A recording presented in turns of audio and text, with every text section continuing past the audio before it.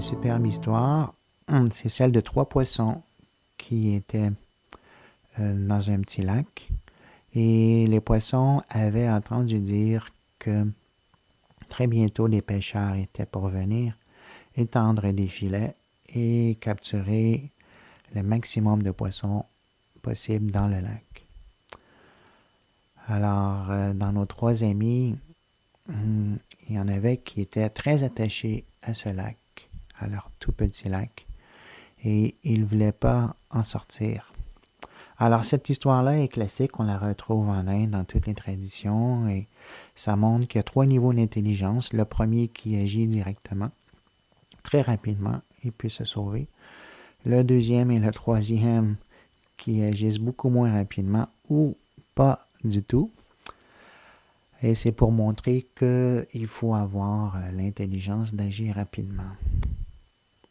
Alors Merumi va donner une tournure beaucoup plus spirituelle à cette histoire-là.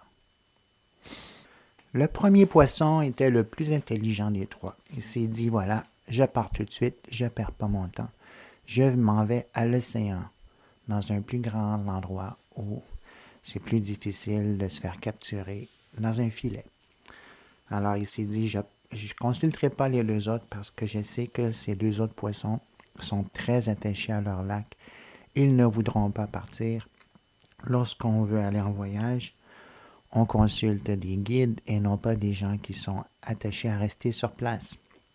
Alors, il est parti tout de suite dans la rivière et c'était un très long voyage.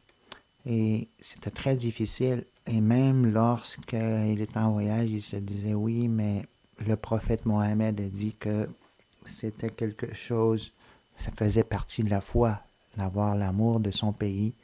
On devrait rester dans son pays. Mais il se disait que c'est pas apprendre littéralement que le vrai pays est le pays pour lequel on est fait et non celui où on est. Le vrai pays est de nature spirituelle.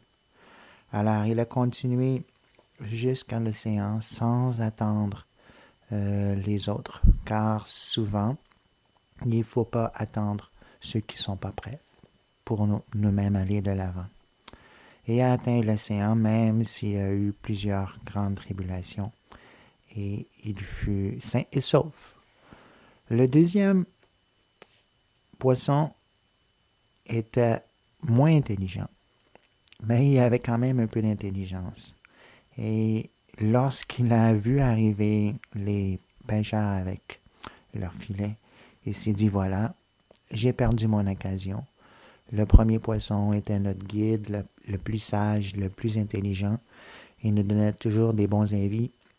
Mais au lieu de le suivre, je suis resté ici et maintenant, je suis presque sûr de me faire capturer. Et en ce moment-là, il était pris dans le filet. Alors, par chance, il se rappelait une des histoires que le premier poisson, le sage, lui avait racontées. Et cette histoire-là lui donna une grande inspiration.